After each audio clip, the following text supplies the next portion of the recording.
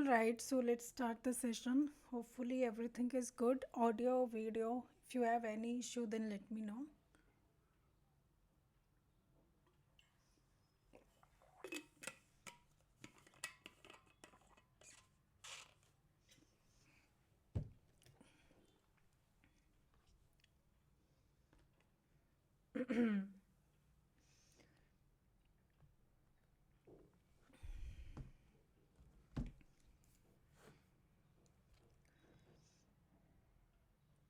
So, what we were discussing in the last lecture, I guess, conjugate transpose we discussed, Hermitian matrix we discussed. Okay.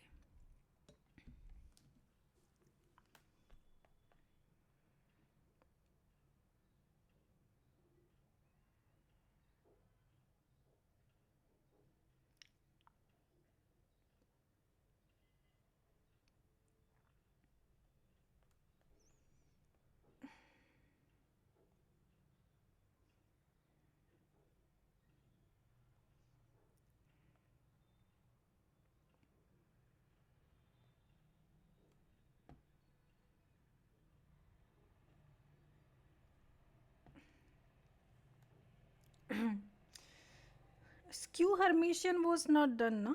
Skew Hermitian रहता है बताना. Okay, हर्मेशियन matrix की जो diagonal entries होती हैं those are real numbers only. Zero भी हो सकती है, मतलब कोई भी एक रियल नंबर हो सकती है ना. Okay, now moving forward, skew हर्मेशियन.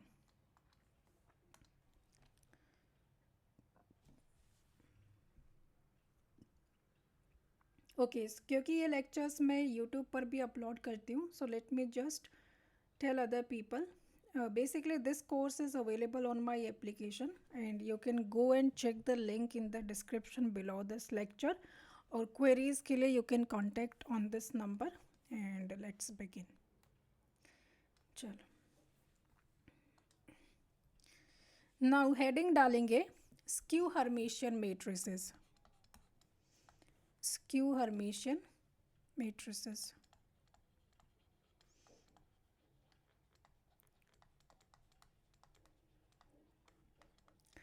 Skew Hermitian में क्या रहेगा? A theta is equal to minus A, negative of A. Theta you know very well, conjugate transpose. So A का बार का transpose should be equal to negative of A. This is the definition of a skew Hermitian matrix.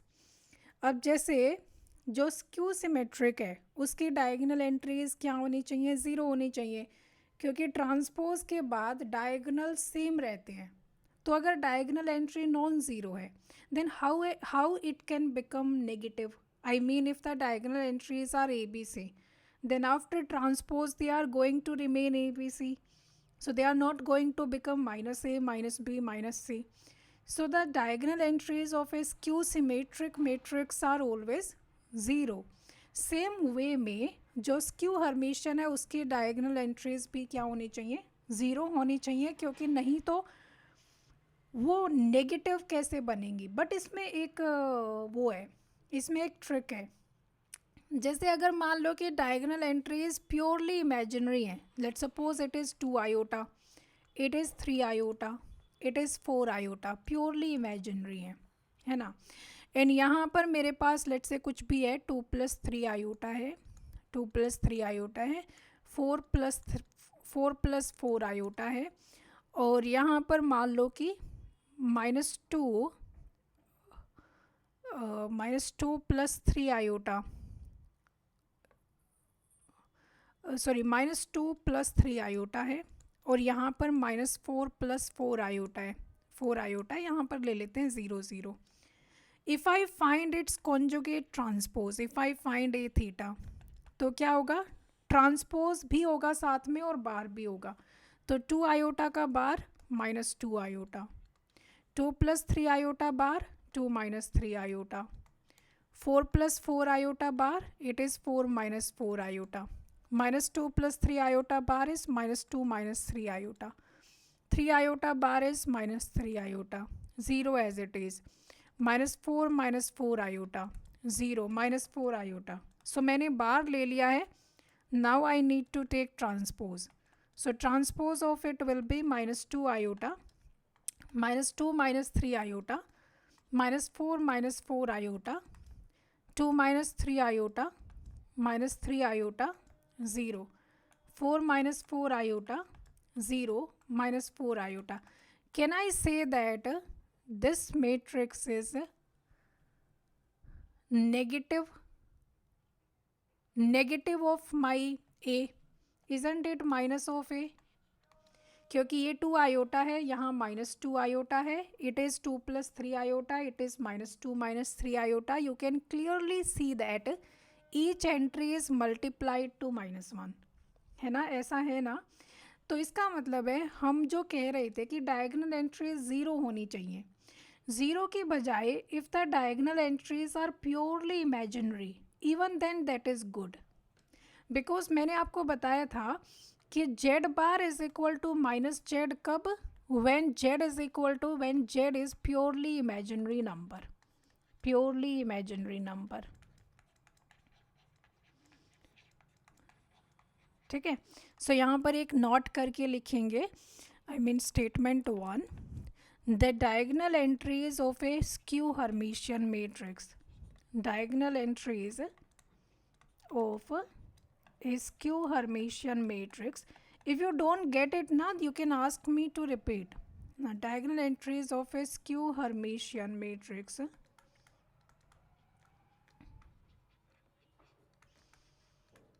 should be purely imaginary, purely imaginary, purely imaginary. ठीक है. Zero भी हो सकती है, purely imaginary भी हो सकती है, और ज़ीरो ऐसे लिख लो, और ज़ीरो. ठीक है. Statement 2, if A is skew Hermitian, if A is skew Hermitian,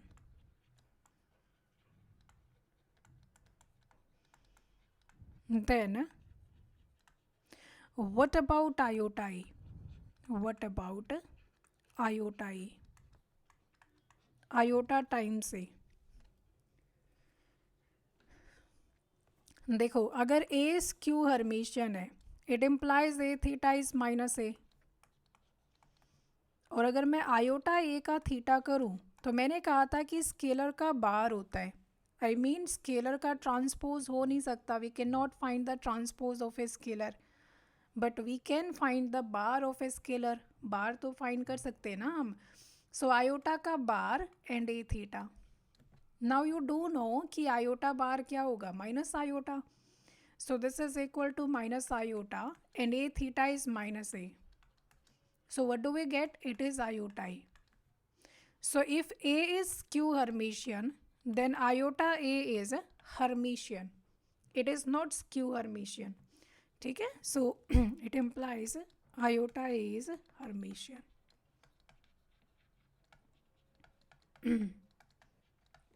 Statement 3.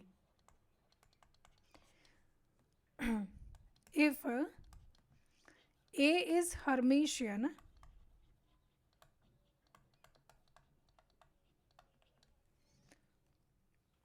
then what about iota A?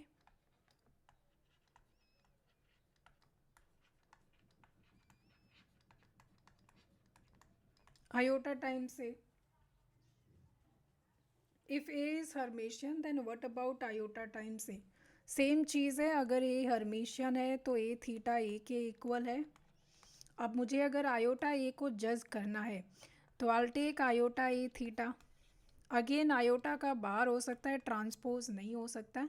So iota bar A theta, iota bar is minus iota, A theta is given as A. So यहाँ से हमें पता चला that iota A is skew Hermitian. तो ये उल्टा होता है sir, skew Hermitian, skew Hermitian.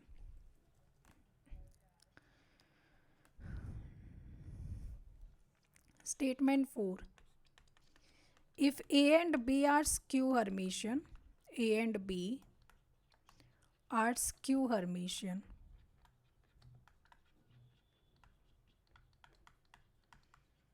then a plus b is also skew Hermitian. So you tell me, is it true or false? Is it true or false?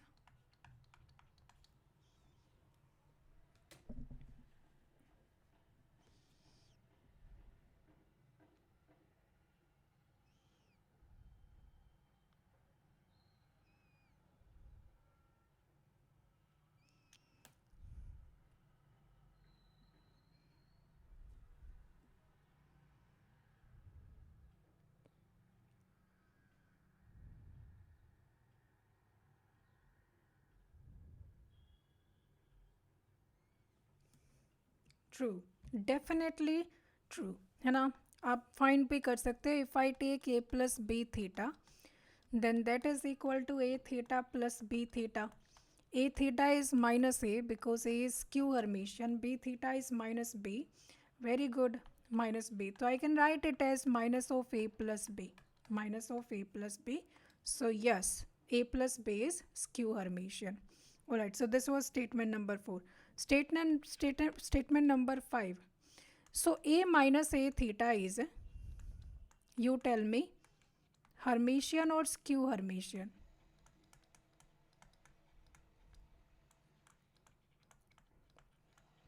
Skew Hermitian. Irrespective of what A is, irrespective of what A is, A चाहे कुछ भी हो सकता है, कोई भी matrix है ना. तो you have to tell me कि A माइनस ए थीटा क्या रहेगी.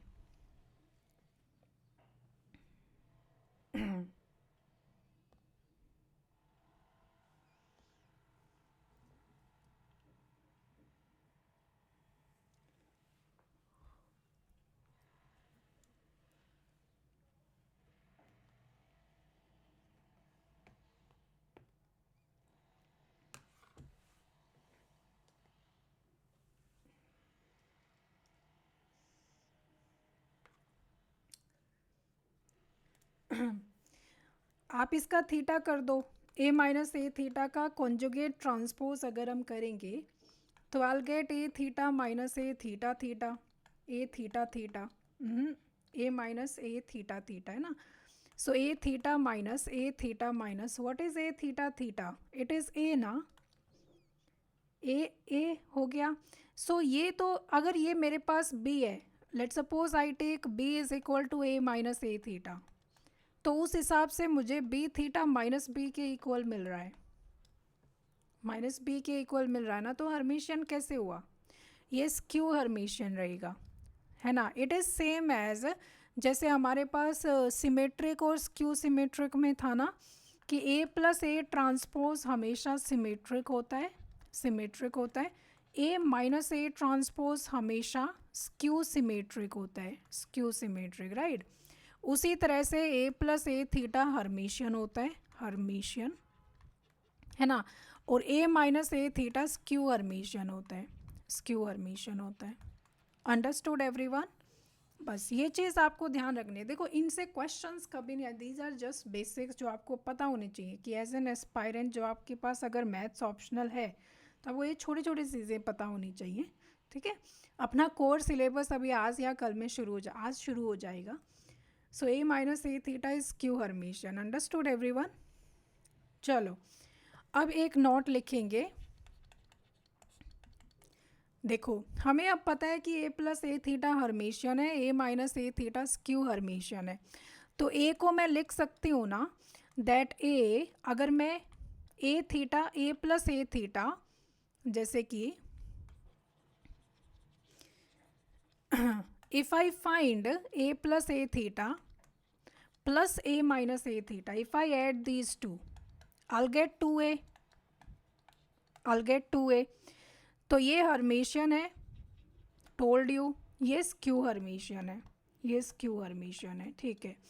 सो I can say that a is equal to, I can say that a is equal to 1/2 times a plus A theta plus a minus A theta, a minus A theta. या फिर यूँ कहो 1/2 times A plus A theta plus 1/2 times A minus A theta, A minus A theta. तो I can say कि A is written as A is equal to Hermitian plus skew Hermitian, Hermitian plus skew Hermitian, skew Hermitian. So a square matrix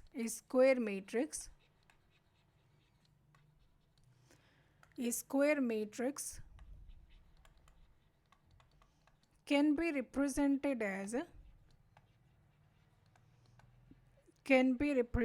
as sum of a Hermitian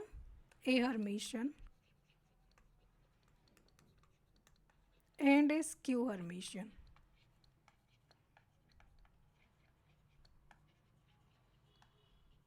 A skew Hermitian matrix.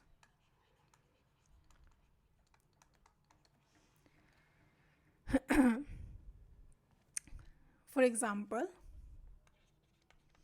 जैसे मान लो कि A मेरे पास है 2 iota, 3 + 4 iota, 5 iota, 4 + 6 iota. This is my A 2 × 2 matrix है ना. If we have to write A as sum of Hermitian and skew Hermitian matrix.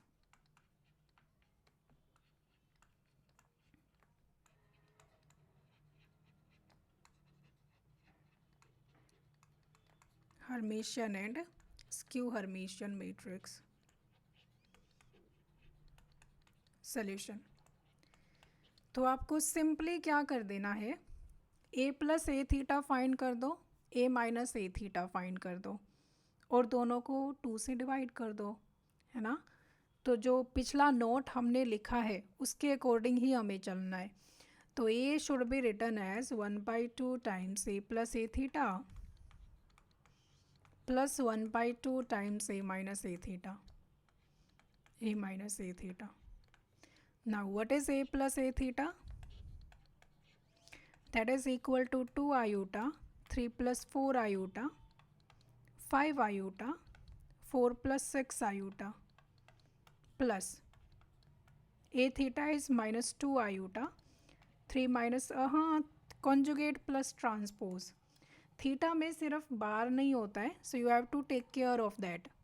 So -2 iota, फिर यहाँ -5 iota, then 3 - 4 iota, then 4 - 6 iota. ठीक है.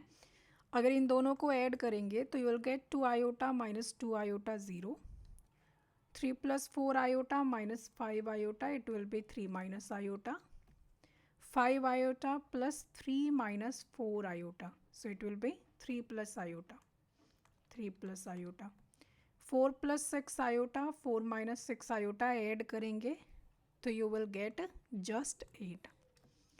आप चाहे देख सकते हो कि ये मैट्रिक्स जो है ये हर्मिशियन है ना. ये हर्मिशियन मैट्रिक्स है.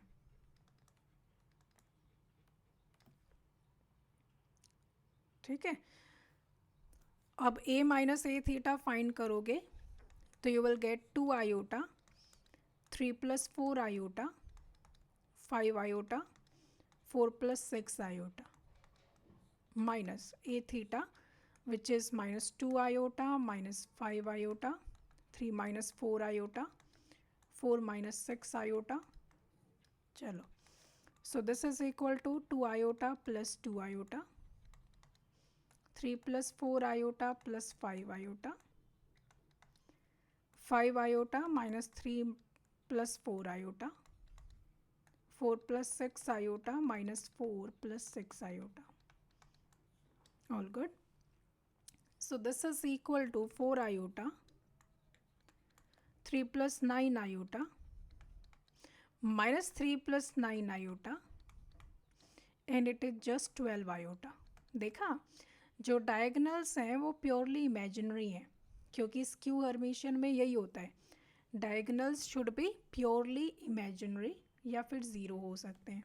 और अगर आप इसको ऑब्जर्व करोगे तो this is a skew Hermitian matrix. So ये स्क्यू हर्मिशियन है।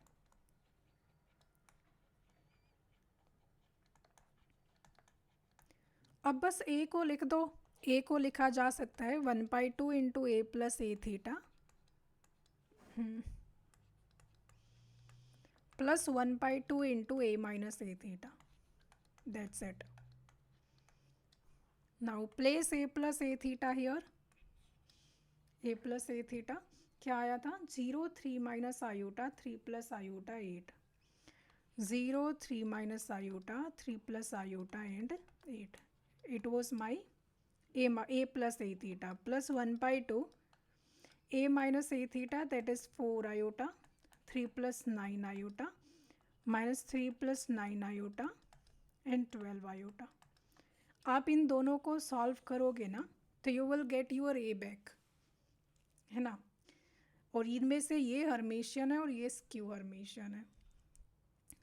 अब what is the significance of it? Significance कुछ नहीं है, बस ये है कि ए को ऐसे एक्सप्रेस किया जा सकता है ना, कि एक हर्मिशियन और स्क्यू हर्मिशियन के सम की फॉर्म में। ठीक है, तो एग्जामिनर इस सिनारियो में आपसे बस ये जानना चाहेगा कि यू डू नो कि A plus A theta Hermitian होता है, A minus A theta skew Hermitian होता है, दैट्स इट। उसके अलावा कुछ नहीं है। There is no relevance of this type of questions. चलो मूविंग फॉरवर्ड, अब हम डिस्कस करते हैं ट्रेस। हमने ट्रांसपोज पढ़ लिया, सिमेट्रिक पढ़ लिया, स्क्यू सिमेट्रिक पढ़ लिया, हर्मिशियन पढ़ लिया, स्क्यू हर्मिशियन पढ़ लिया, हमने ऑर्थोगोनल मैट्रिक्स पढ़ लिया। चलो नाउ मूविंग फॉरवर्ड, हेडिंग डालेंगे ट्रेस ऑफ ए मैट्रिक्स।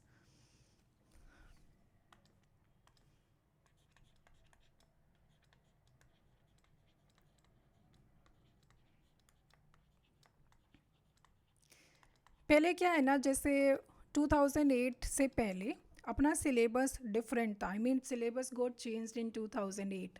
उससे पहले बहुत सारे क्वेश्चन यूपीएससी देता था on the basics of matrices. आजकल बिल्कुल ही आई मीन रेलिवेंस इसका ख़त्म हो गया है, बट हाँ बाउंस बैक कर सकता है। यू नो यूपीएससी थोड़ा अनप्रिडिक्टेबल तो रहता है ये पेपर, बट नहीं करेगा। अब तो काफ़ी ईयर चले गए हैं, तो इसलिए मैं आपको उतनी चीज़ें कराएं जितनी आ सकती हैं।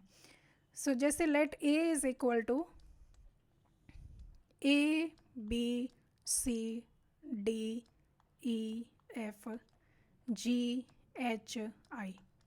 एक तो ट्रेस ना स्क्वायर मैट्रिक्स का ही होता है, ओनली ऑफ स्क्वायर मैट्रिक्स, क्योंकि डायगोनल स्क्वायर में ही मिलेगा आपको, है ना। बाकी मैट्रिसेस में आपको डायगोनल नहीं मिलेगा। अब जैसा मैंने बताया सिर्फ प्रिंसिपल डायगोनल, बाकी डायगोनल्स भूल जाओ। सो जो प्रिंसिपल डायगोनल है उसकी एंट्रीज का सम ले लो, A plus C plus iota, sorry iota नहीं है ये आई है, हम रियली सॉरी आयोटा नहीं है, is equal to the trace of A.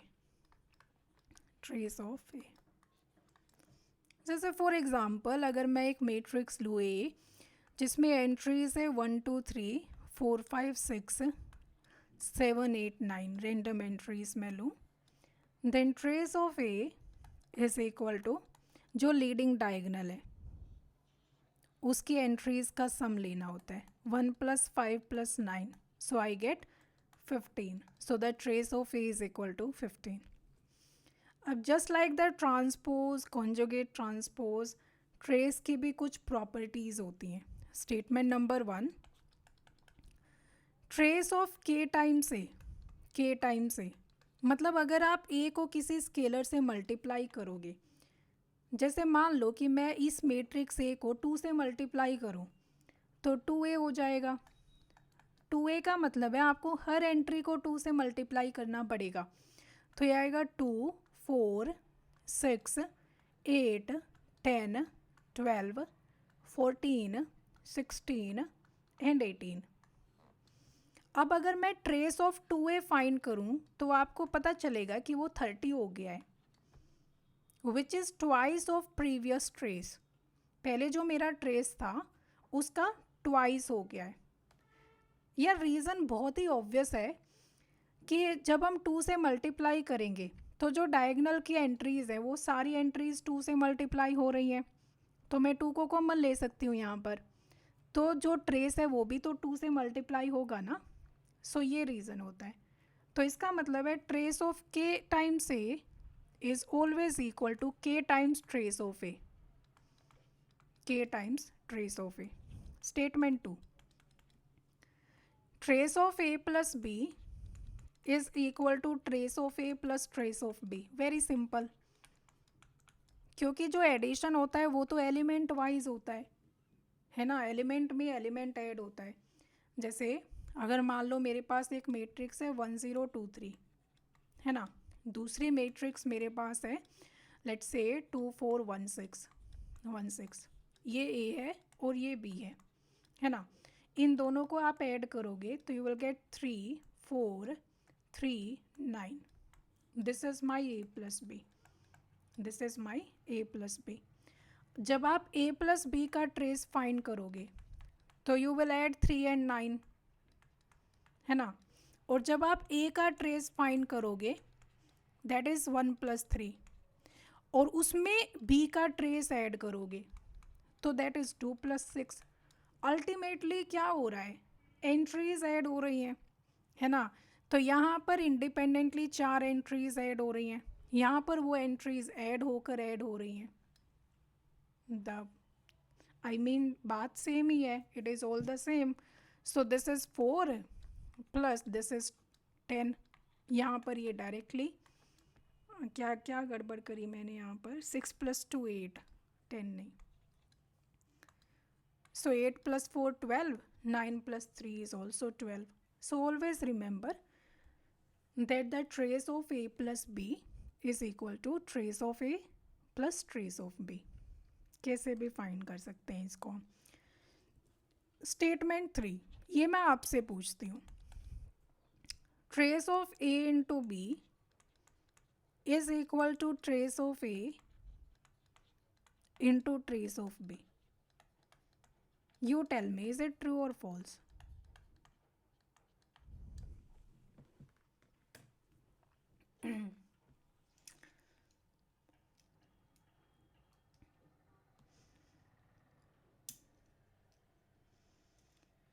Definition पर जाओ, है ना।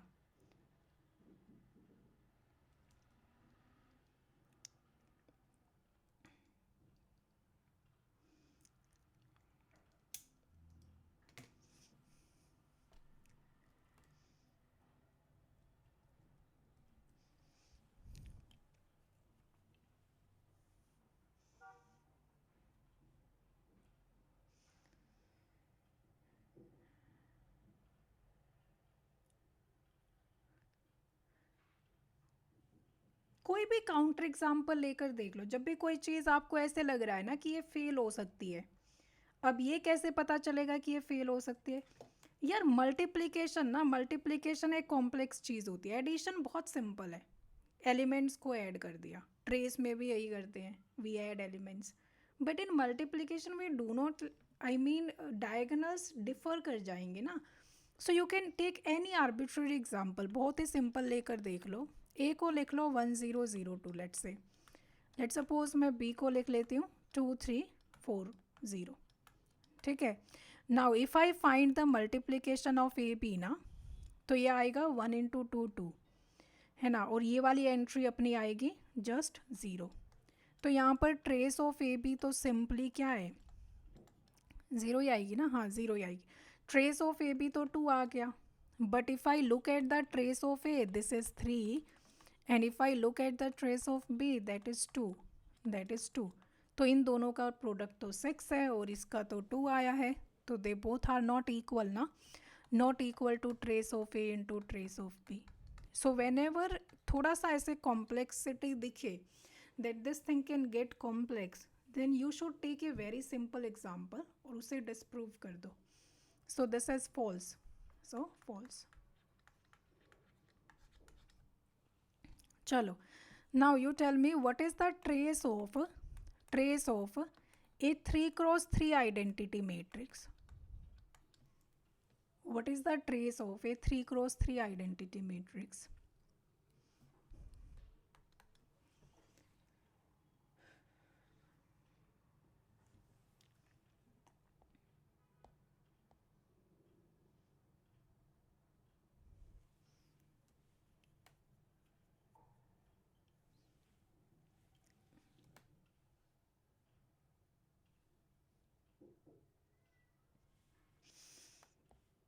Very good, it is simply 3 ना.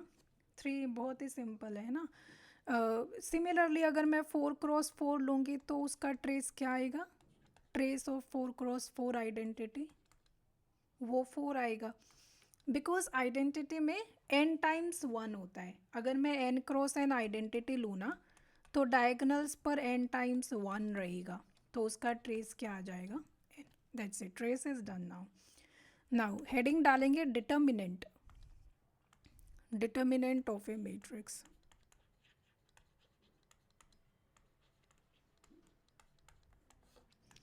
Determinant of A matrix. Determinant of A is denoted by mod of A. Mod of A, ठीक है, हमेशा सिर्फ और सिर्फ स्क्वायर मैट्रिक्स का एग्जिस्ट करता है. Only square matrix. Only square matrices have determinant.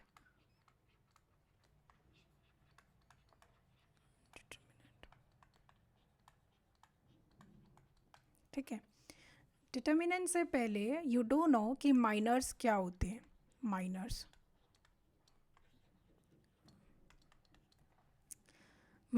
are actually, let's suppose there is a matrix A11, A12, A13, A21, A22, A23, A31, A33, 32, A33, 33. So if I find minor of A11, that means I can write it as M11 is equal to, देखो, determinant of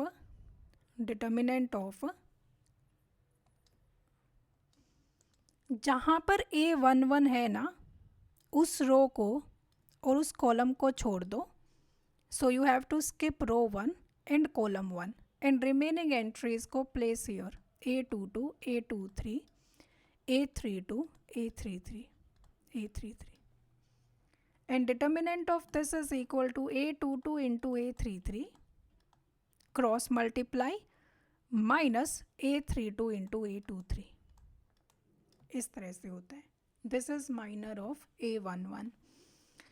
And minor of A12 अगर मैं find करना चाहती हूँ, minor of A12 is equal to mod of जहाँ पर A12 है उस कॉलम को छोड़ दो और उस रो को छोड़ दो.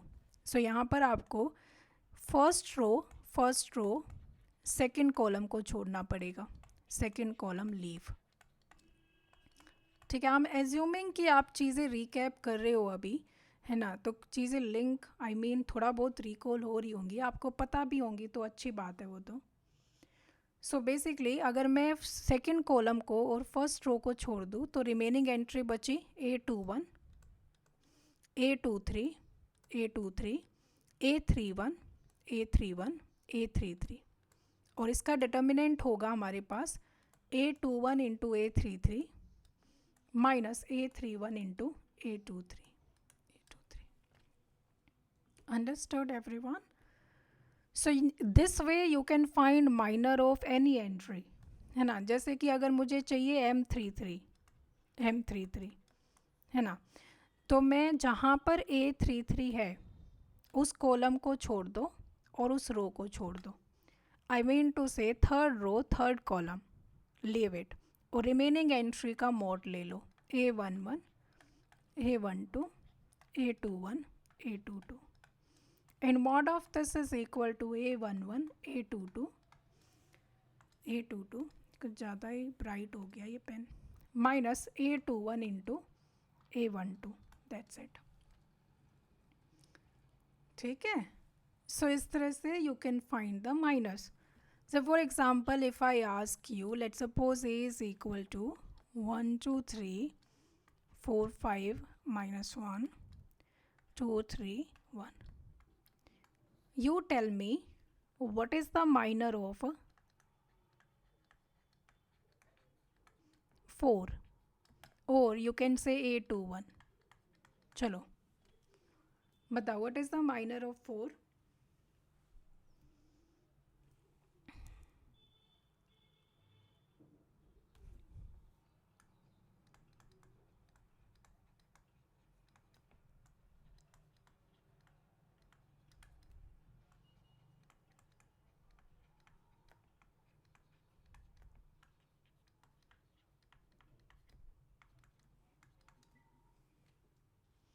Minor of 4 will be, you have to find, very good, minus 7. Minus 7 very simple, 2, 3, 3, 1 का determinant. Okay, next minor of 3, 3 यहाँ पर इस एंट्री को डिनोट कर रहा है, 3, 2।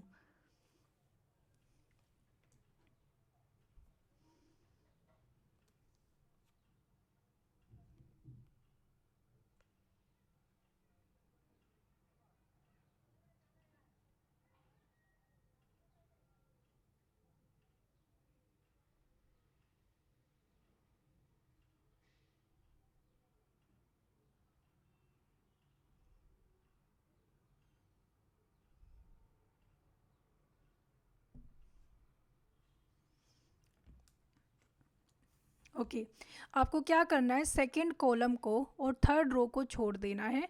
सो I have a determinant of 1, 3, 4, minus 1, so it is minus 1, minus 12। क्या किया भाई, 3, 2 का पूछा था मैंने, so minus 13, minus 13, very good, minus 13 Manikandan. Minor of A11 मतलब 1 वाले को, I mean to say determinant of 5, minus 1, 3, 1, so it is 5 + 3 is equal to 8। समझ आ गया ना सभी को किस तरह से माइनर फाइंड करना है हमें। चलो उसके बाद है कोफैक्टर्स। कोफैक्टर्स में कुछ नहीं होता है, जो माइनर है ना, जैसे cofactor of AIJ is equal to -1 to the power I plus j into MIJ। बस जो MIJ है ना, उसको -1 to the power I plus j से मल्टीप्लाई कर दो। जैसे इन प्रीवियस एग्जाम्पल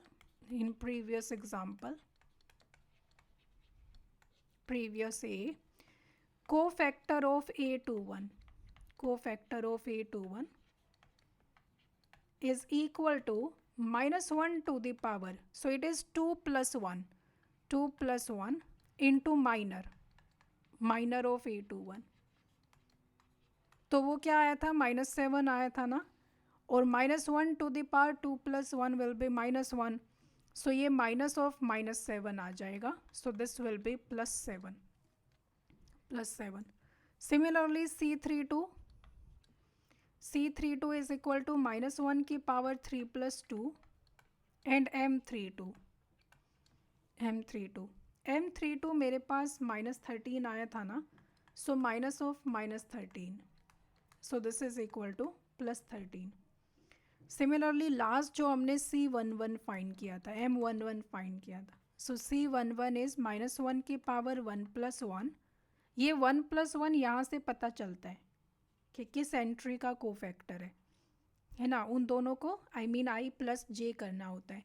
और यहाँ आया था M11 हमारे पास 8 आया था, सो 1 into 8, so answer is 8। So now in the same matrix you will tell me what is C31 बताओ in the same matrix।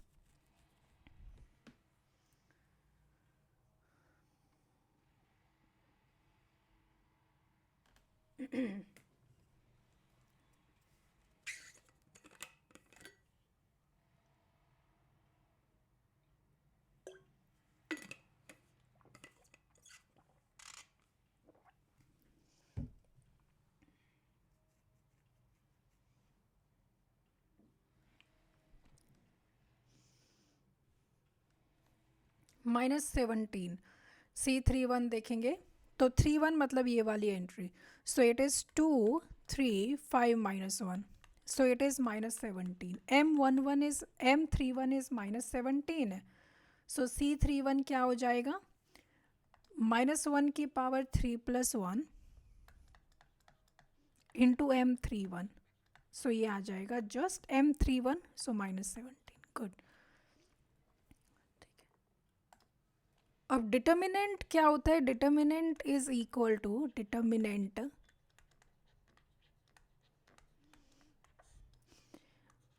you can find it from any row or any column, you can find it from any row or column, it remains the same, it is unique,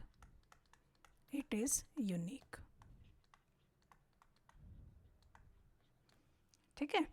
so here कैसे रहेगा, जो entry है ना AIJ, उसको सम करना होता है with the CIJ,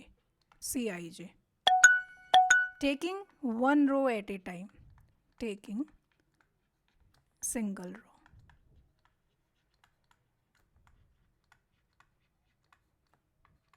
और कॉलम, जैसे फॉर एग्जांपल अपने पास कोई मैट्रिक्स है, सेमी मैट्रिक्स ले लेते हैं, 1 2 3 4 5 -1 2 3 1, इसकी बैटरी ओके है अभी, 4 5 -1 2 3 1. Let's say this is A, है ना, I need determinant of A, so you can choose any row, कोई भी रो चूज कर लो. जैसे अगर फर्स्ट रो चूज करते हो तो फर्स्ट रो में 1 इंटू को फैक्टर ऑफ 1, है ना, को फैक्टर ऑफ 1 मतलब C11, देन +2 इंटू को फैक्टर ऑफ 1 2, +3 इंटू को फैक्टर ऑफ 1 3. एंट्रीज को फैक्टर से मल्टीप्लाई करना रहता है, बस ये होता है डिटर्मिनेंट में, है ना. तो यहाँ पर आ जाएगा 1 इंटू C11 का मतलब है 5 + 3 8 +2 into what is C12 here, C12 is equal to 4 + 2 6, तो -1 की पावर 1 + 2 इंटू 6, तो ये आएगा -6, सो -6 +3 इंटू को फैक्टर ऑफ 1 3, क्या हो जाएगा 12 - 10 it is 2, so 3 into 2, so it is 8 - 12 + 6, तो आंसर आया 2, so 2 is the determinant here. इसी चीज़ को हमने क्विकली ऐसे याद किया हुआ है, रिमेंबर कि जब हम फर्स्ट रो से डिटर्मिनेंट फाइंड करेंगे ना तो will keep taking +- sign, and second row से फाइंड करेंगे तो -+ लेंगे, एंड थर्ड रो से फाइंड करेंगे तो +- लेंगे. याद करो हम क्विकली इसी तरह से फाइंड करते हैं ना कि 1 into this determinant, 2 into leaving this column leaving this row determinant of this, तो 1 into determinant of 5 - 1 3 1 -2 into determinant of 4 - 1 2 1 +3 into determinant of 4 3 5 2. Quickly हम इस तरह से फाइंड कर देते हैं कि विदाउट टेकिंग इनटू कि को फैक्टर है क्या है. Are you getting me, you people are getting me ना, कि डिटर्मिनेंट किस तरह से फाइंड किया जाता है. आपने देखा होगा कि शुरू वाले में plus sign then minus sign then plus sign, उसका रीज़न ये होता है क्योंकि हम को फैक्टर्स ले रहे होते हैं. Now determinant can be found using any of the rows, किसी भी रो को यूज़ करके आप फाइंड करते हैं, but you will gate a unique value. And determinant her matrix का एग्जिस्ट करता है, अगर वो स्क्वायर मैट्रिक्स है तो सिर्फ और सिर्फ स्क्वायर मैट्रिक्स. ठीक है, वेरी गुड. तो थोड़ा सा रिकैप हो गया ये. चलो okay, now you tell me कि अगर कोई मैट्रिक्स है जिसकी सारी रोज ज़ीरो हैं, null matrix, what will be its determinant? So determinant of a null matrix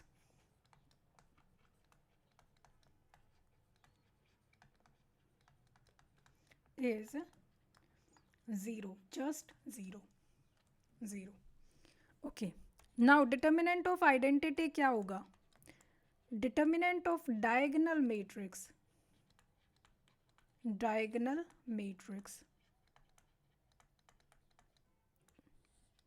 A B C 0 0 0 0 0 0 is the product of diagonal entries, product of its diagonals.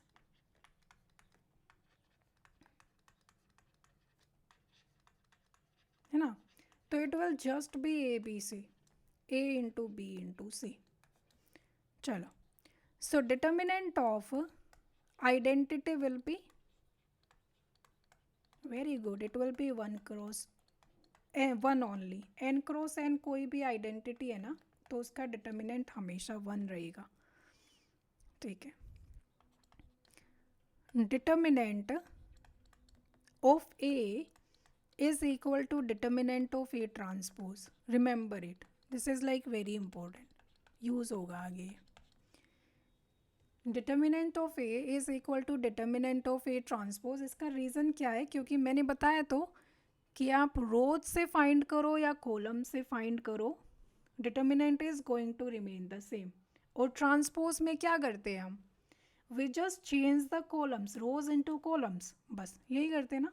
So the determinant is going to remain the same. Now if we interchange any two rows, if we interchange two rows, will the determinant remain the same?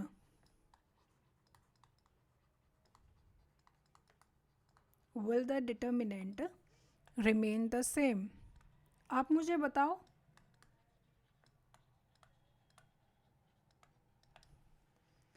अगर मैं दो रोज को interchange कर देती हूँ तो क्या determinant same रहेगा?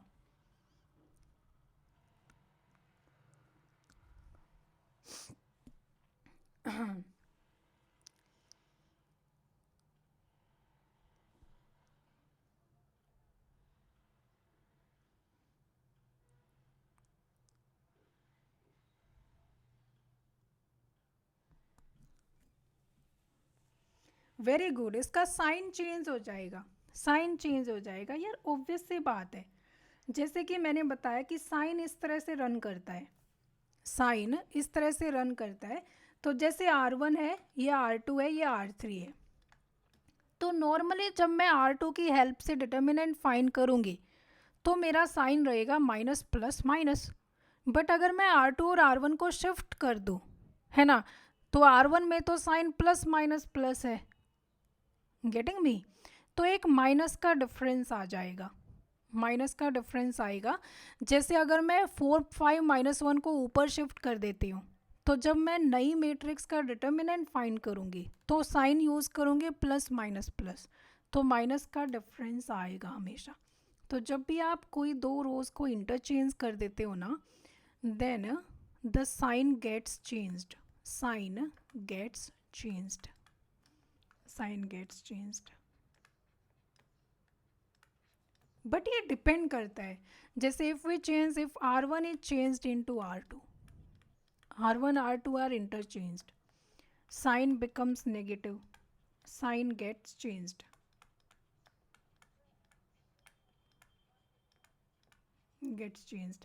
एंड इफ अगर मैं R1 और R3 को इंटरचेंज करूं तो, if I change R1 and R3, interchange R1 R3, तो बताओ मुझे क्या साइन चेंज होगा? जैसे इसी क्वेश्चन की हेल्प से करके बताओ मुझे. अगर मैं चेंज कर दूँ R1 और R3 को, जैसे यहाँ लिख दूँ 2 3 1 4 5 -1 1 2 3,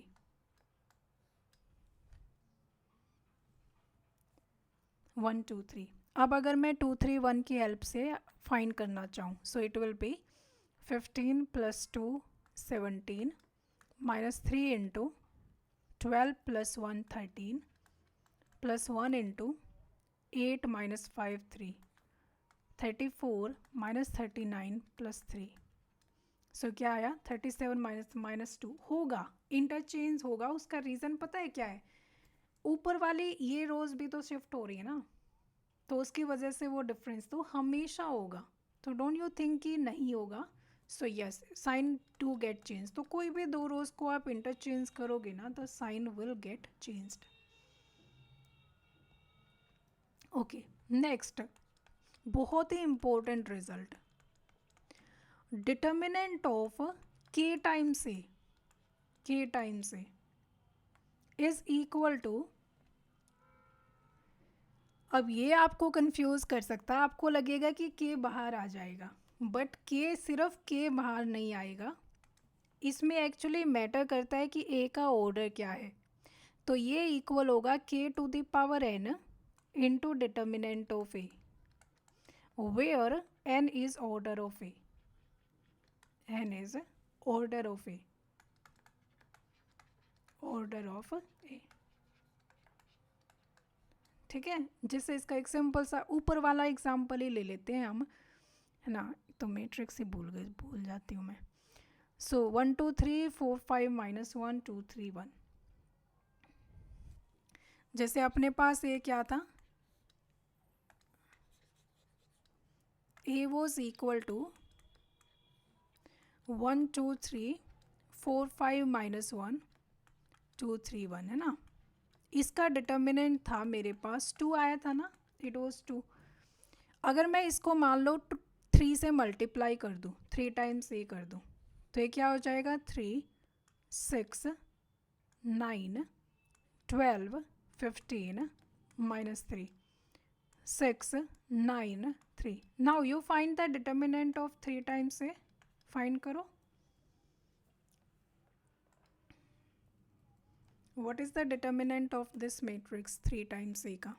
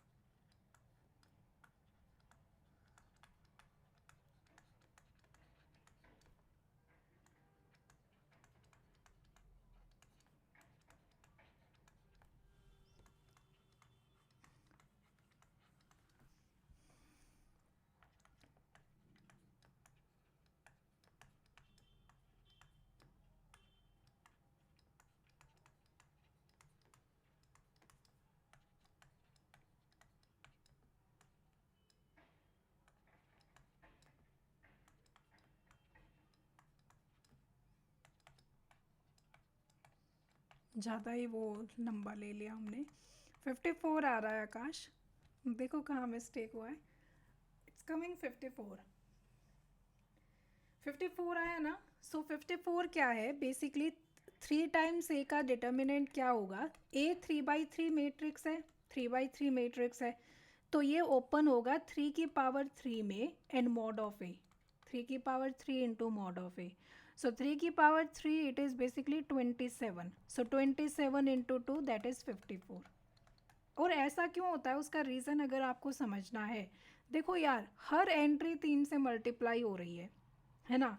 और जब हम डिटर्मिनेंट लिख रहे हैं, तो जो पहली एंट्री है वो 3 से मल्टीप्लाई हुई, तो एक तो 3 यहाँ आ गया, फिर ये एंट्री भी 3 से मल्टीप्लाई हो रखी है, ये दोनों 3 से मल्टीप्लाई हो रखी हैं, तो इन दोनों में से एक 3 कॉमन आ गया।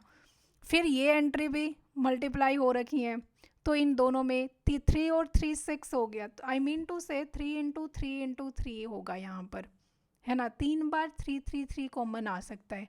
So it will B 27 out. Her term में से आई कैन टेक 27 आउट, क्योंकि एक बार जब हम डिटर्मिनेंट की टर्म ले रहे हैं ना, उसमें अपने पास 3 टर्म्स मल्टीप्लाई हो रही हैं। Are you getting me? 3 is getting multiplied to 15 times 3. So it means I'm multiplying 3 terms together. So that is why 3 is getting multiplied 3 times. Is this clear to all of you?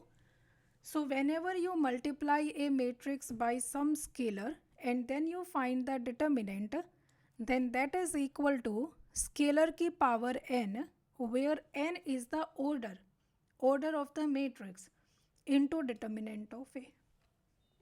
चलो, so this was statement number, कि statement number हम डाल ही नहीं रहे हैं। Next, determinant of A B, determinant of A into B is equal to determinant of A into determinant of B. Trace की तरह नहीं है ना। ट्रेस में ये दोनों सेम नहीं होते हैं, बट डिटर्मिनेंट में ये प्रॉपर्टी होल्ड करती है। 2019 में there was this one question based on it, but उसमें और भी काफ़ी चीज़ें थी, तो अभी तो हम नहीं करेंगे। So determinant of A B is equal to determinant of A into determinant of B. Next, determinant of A plus B is not equal to determinant of A plus determinant of B. ये आपको याद रखना। You can take any example, आपको कोई भी counter example मिल जाएगा इसका। जैसे अगर मैं ए को लूँ 1 0 2 0, है ना, और मैं बी को ले लूँ as equal to 1 1 2 3, 1 1 2 3। So A plus B क्या आ जाएगा मेरे पास? 1 1 4 3, है ना। तो if I find the determinant of a plus b, then it is -1. But if I find mod of a, that is 0, and mod of b is equal to 3 minus 1, 3 minus 2, that is 1. So you can clearly see कि mod of a plus mod of b तो 1 के equal है. That is not equal to mod of a plus b. So this is never true. ये नहीं होता है. चलो next,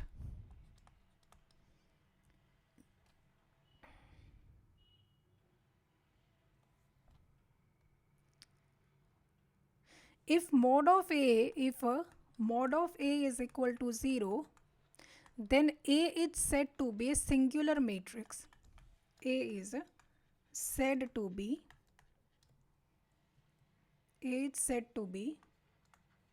a singular matrix. पढ़ा होगा ना, singular non singular matrix.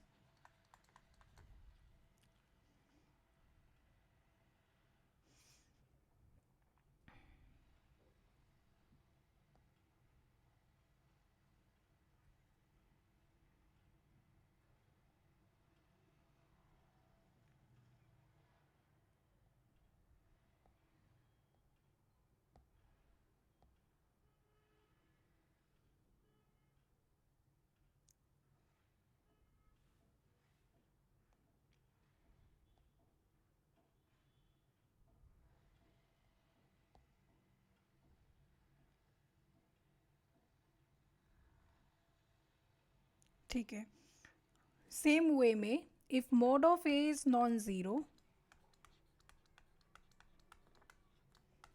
then A is non-singular.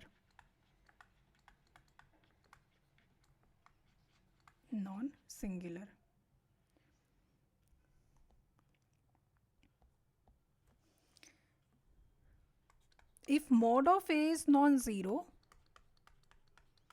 then A is said to be an invertible matrix. A is said to be an invertible matrix. invertible matrix. Or you can say that or inverse of A exists. Inverse of A exists. Inverse of A exist. अब ए का inverse कोई एक दूसरी matrix होती है. Inverse of A is denoted by A inverse which is another matrix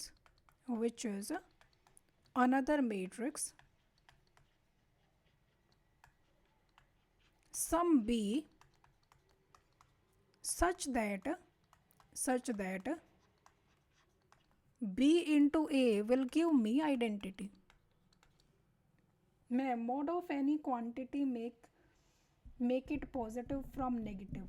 Mod of any quantity make it positive from negative. See, वो mod हम किसी नंबर का लेते हैं, है ना. दैट mod आई मीन जिस mod की आप बात कर रहे हो, that mod belongs to mod of a number. But when we say mod of a matrix, then that means we are talking about determinant, है ना. सो अगर किसी स्केलर के बारे में आप बात करते हो, अगर मैं बोलूँ mod of just -2, then it will be 2. That means we are talking about mod of a number. But here I am talking about mod of a matrix. So it means I am talking about the determinant. Understood? So that is the difference. That mod is absolute value. वो हम calculus में पढ़ेंगे. So inverse of A is another matrix B such that B into A will give me identity, है ना. और A into B will also give me identity. ये दोनों तरफ से होता है. B into A is equal to identity. So इसका मतलब है A inverse into A is equal to identity. Invertible matrix वही होती है जिसका डिटर्मिनेंट नॉन ज़ीरो हो. अगर डिटर्मिनेंट ज़ीरो है तो वो मैट्रिक्स इन्वर्टिबल नहीं होगी. A inverse does not exist if determinant of A is equal to 0. Determinant of A is equal to 0.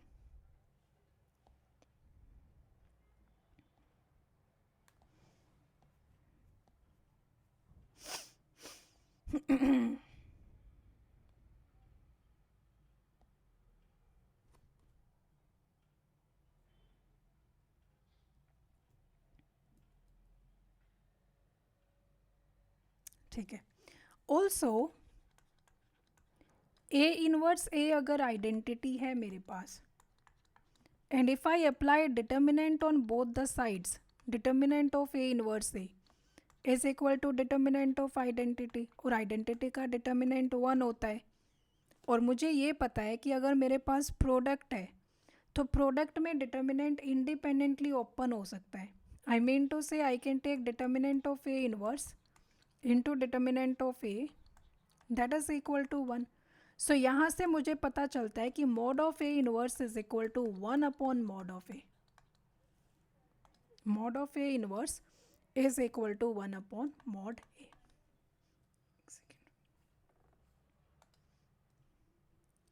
Mod A inverse is equal to 1 upon mod A. That's it. So another important relation you have to remember. Okay, so this is it about the determinant. बस इतना ही आपको याद रखना determinant में. चलो एक छोटा सा ब्रेक लेते हैं. Then adjoint of A matrix. See adjoint खुद भी एक मैट्रिक्स होती है. I mean you can write it as you can write it as adjoint matrix. So let's suppose A is any matrix. Let A is any n cross n matrix. Then adjoint of A is equal to Cij transpose. Cij transpose. अब इसके क्या मतलब है? Basically the matrix Cij is the matrix of cofactors. Matrix of cofactors.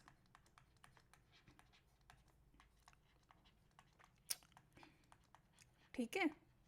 सो जैसे कि सी I जे अपने पास हो जाएगा C11 को factor of first row first column, C12 C13 C21 C22 C23 C31 C32 C33, है ना। ये अपनी सी आई जे मैट्रिक्स है। एडजॉइंट ऑफ ए क्या होगा, इसका ट्रांसपोज, सी आई जे का transpose. So this is equal to C11 C21 C31 C12 C22 C32 C13 C23 C33। इस तरह से you have to find the adjoint of A, ना।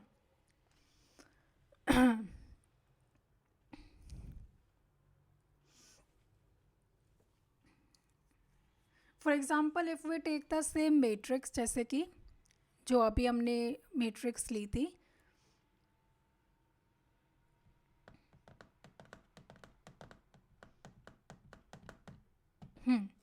सो अगर ए अपने पास है 1 2 3 4 5 -1 2 3 1, देन इसका जो कोफैक्टर्स का मैट्रिक्स रहेगा सी I J is equal to 5 + 3 8, सो यहाँ पर आएगा 8 एंड यहाँ पर आएगा 4 + 2 6 बट -6, मतलब C12 क्या होगा, C12 -6 होगा। C13 क्या होगा, C13 इज इक्वल टू 4 × 3 12 12 - 10 12 - 10 2, सो ये 2 आएगा। अब C21 देखोगे आप, C21 में एक तो माइनस साइन आएगा, सो C21 विल बी 2 - 6 सॉरी 2 - 9 -7, जैसे वहाँ पर फाइंड किया था ना 7, तो यहाँ पर आ गया 7, तो यहाँ पर आ जाएगा जस्ट 7।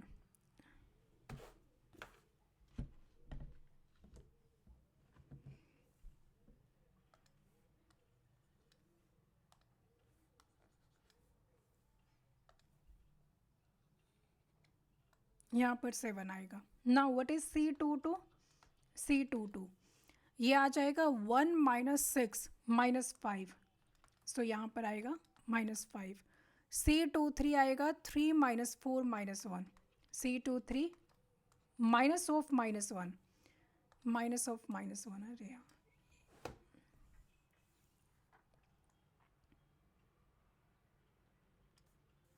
माइनस ऑफ -1, सारा ही रेज हो गया। Can you tell me second row क्या आया था, सेकंड रो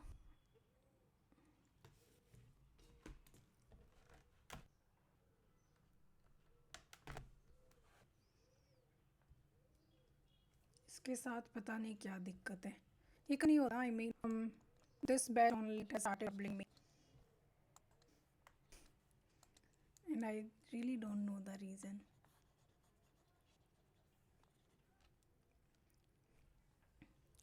बता,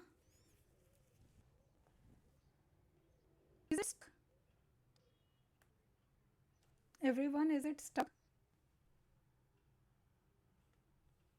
Then C23 is equal to, it is 3 - 4 that is -1, so -1 to the power 3 + 2 into -1, यही आएगा ना, 3 - 4 तो ये 1 आएगा, so it is 1। now C31 is equal to -2 - 15 -17, so -17 आ गया, -17। now C32 is equal to, it is -1 - 12, so -13 plus 13 आएगा because 3 + 2 is 5, so it will be +13। C33 is 5 - 8 -3। ठीक है, देख लेना अगर कुछ मिस्टेक हो तो, बाकी मुझे लग नहीं रहा कि मिस्टेक है। So we have adjoint of A is equal to, आप इस मैट्रिक्स का ट्रांसपोज ले लो, that means 8 7 -17 -6 -5 13 2 1 -3, that is the adjoint of A, that is adjoint of A।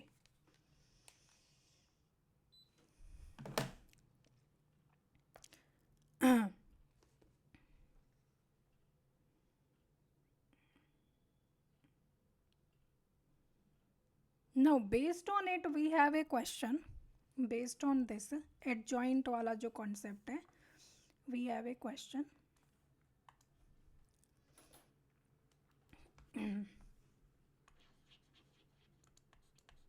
If A is any n cross n matrix,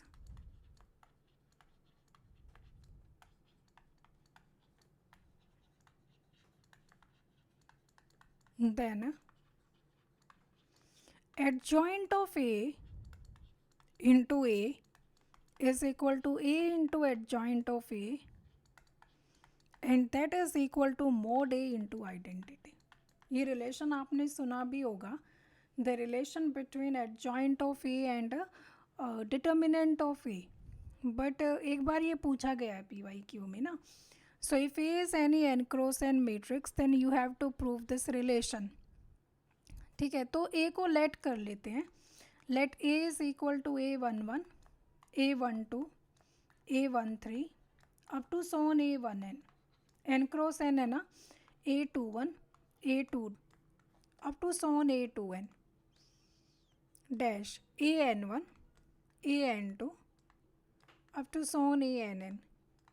Now, I'll rectify this by the next session ना. n cross n ये इस तरह से नहीं कर, I have alternate options but वो immediately available नहीं है. So we have adjoint of A as equal to C11, C11, C21, CN1 है ना.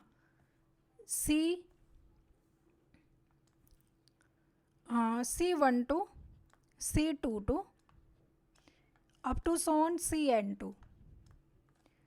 Then finally C1n, C2n up to so on CNN.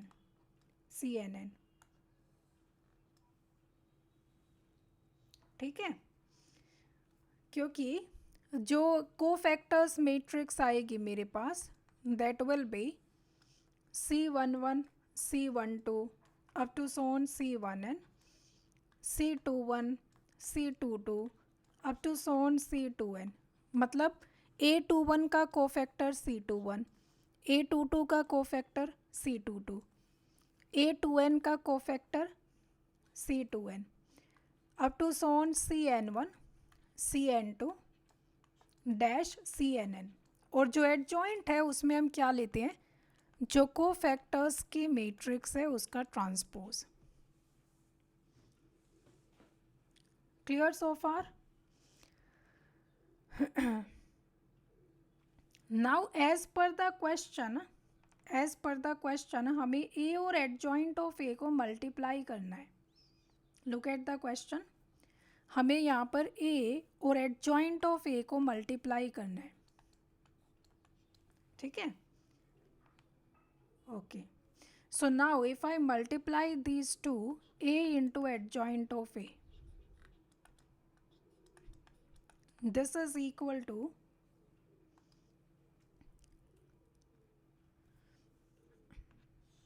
A11, A12, A11, A12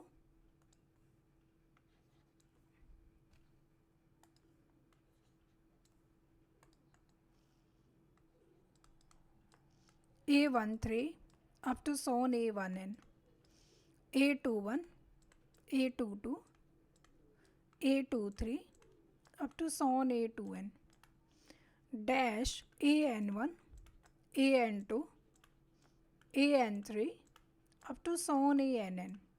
Now, this is to be multiplied with C11, C21, C31 up to so on CN1, C12, C22, C32 up to so on CN2, C13, C23, C33 up to so on CN3 dash. Last हो जाएगा C1n, C1n होगा या फिर हाँ C2n, C3n up to so on CN. कोई भी confusion हो ना तो पूछ लेना कि ये कहाँ से आया.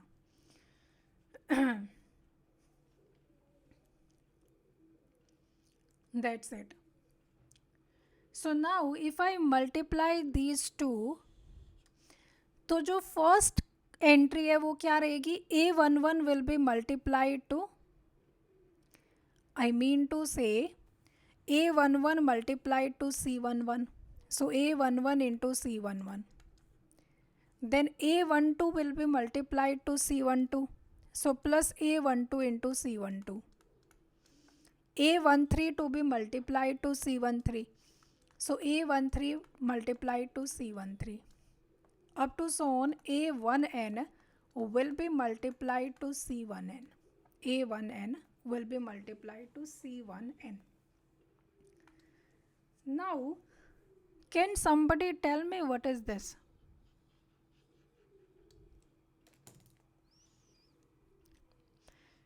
A11 is being multiplied to its cofactor. A12 multiplied to its cofactor. A13 multiplied to its cofactor. A1n multiplied to its cofactor. ये मैंने कहाँ बताया था आपको?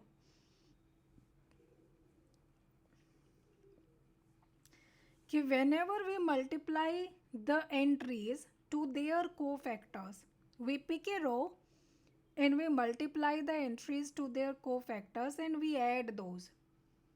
हम रिजल्ट्स को ऐड कर देते हैं, तो what do we gate?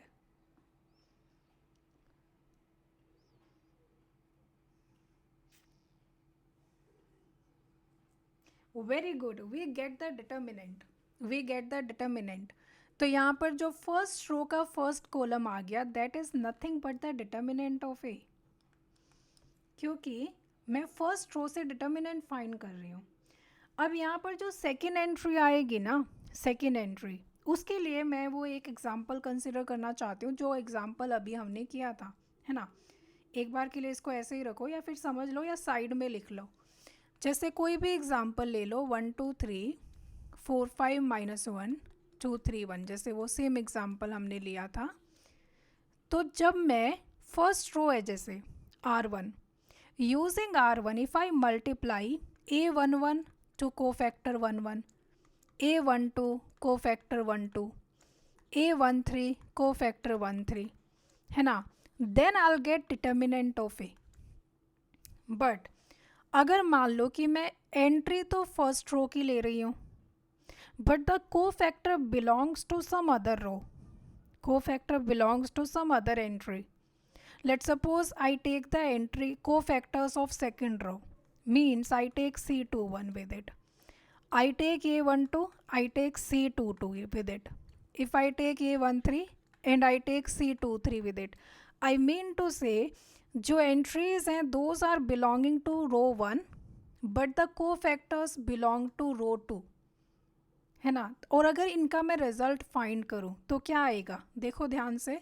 A11 is 1, है ना, एंड C21 इज, C21 निकालो, it is 2 - 9 -7, that means +7 because 2 + 1 is 3, सो ये 7 आएगा. Plus A12 is 2, A12 is 2, and what is C22? C22 is 1 - 6 -5, सो ये -5 है. Plus A13 is 3, A13 is 3, and what is C23? C23 is 3 - 4 -1, but 2 + 3 is 5, so it will become +1. So it is 7 - 10 + 3. You will get a 0 here. So basically what happens is कि if I take entries belong to row 1, entries of row 1, and those are multiplied to cofactors of row 2, cofactors of row 2. और अगर आप ये sum find करते हो, you will get 0 always. Understood?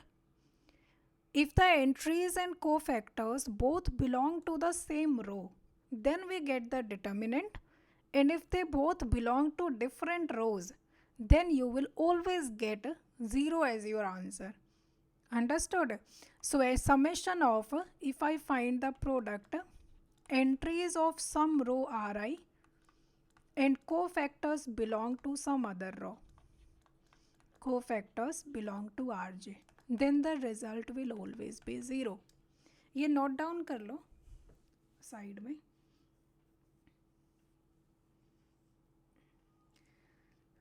So using this जो हमारे पास product है ना, उसमें जो सेकेंड एंट्री है वो 0 हो जाएगी. ऐसा क्यों होगा?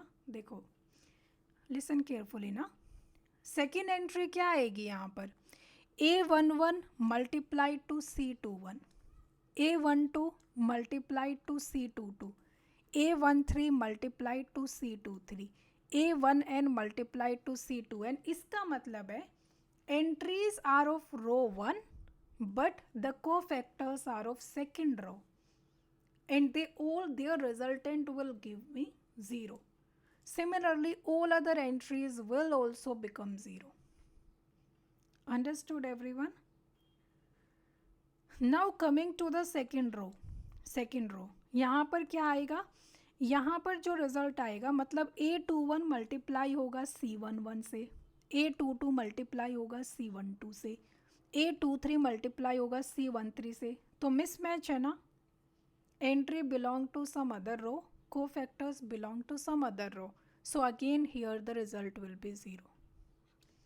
But come to the next entry. Next entry में क्या होगा? A21 into C21, A21 into C21, A22 into C22 plus A22 into C22 up to so on A2n into C2n, A2n into C2n. So जो second row की second entry है ना, that will be the determinant of A, because the entry is 21, cofactor is also 21, entry is 22, cofactor is 22, entry is 2n, cofactor is also 2n. So I'm multiplying the same row with the cofactors of the same row. So it means the second diagonal will be mod A and remaining entries will become 0 here.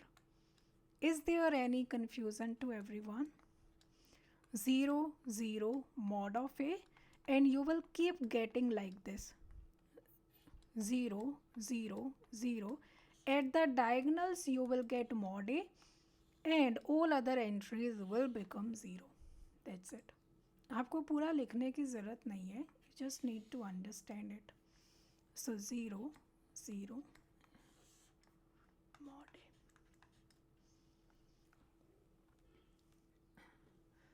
बताओ कोई confusion किसी को? If you have the space you right it. Complete कर लो matrix को and then write this matrix. This will be my resultant matrix. And this is the value of adjoint of A into adjoint of A.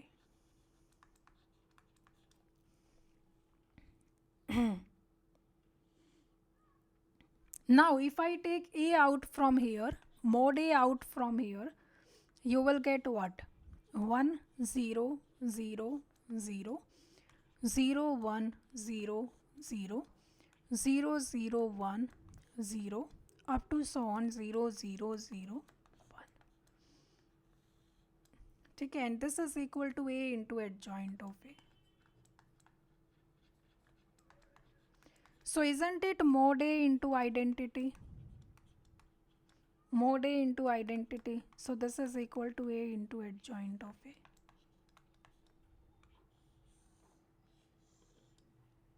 Similarly, I can prove similarly adjoint of A into A will also be equal to mod A into identity. Mod A into identity. सो ये क्यों आया? क्योंकि entries को जब आप cofactor से multiply करते हो तो आपको या तो डिटर्मिनेंट मिलेगा या ज़ीरो मिलेगा. डिटर्मिनेंट कब मिलेगा? When the entries and cofactors are taken from the same row. But when entries and cofactors are taken from different rows, then the result will be zero.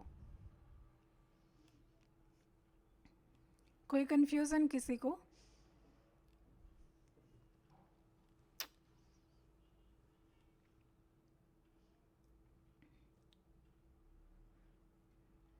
ठीक है. यहाँ पर n क्रॉस n मैट्रिक्स है, आप इसको कोई smaller matrix लेकर, जैसे मान लो अगर आप n को 2 लिखते हो, n को अगर 2 लिखते हो तो आपकी मैट्रिक्स है A11 A12 A21 A22, है ना। और को फैक्टर्स एडजॉइंट क्या आएगा, adjoint of A is C11 C21 C12 C22 C22। Then if I multiply these two ना, अगर मैं A into adjoint of A करूँ, then I have A11 into C11 plus A12 into C12 and A11 into C21 plus A12 into C22। Third entry आएगी A21 into C11 plus A22 into C12 A21 into C21 plus A22 into C22। यहाँ पर आपको clearly समझ आएगा। वहाँ तो क्या है ना, n क्रॉस n मैट्रिक्स थी तो हमें n तक एंट्रीज लेनी थी। Isn't it determinant of A 1 1 1 1 1 2 1 2, so this is determinant of A. यहाँ देखो, entries are from different row, cofactors are from different row, so ये ज़ीरो हो जाएगा, ये भी ज़ीरो हो जाएगा। यहाँ देखो, entries and cofactors belong to the same row, so यहाँ पर मॉड ऑफ ए हो जाएगा। That's it. So isn't it mod A times identity. बस यही रिलेशन है हमारे पास। Okay, just last few lines, फिर क्लास वाइंड अप करेंगे। रिमार्क,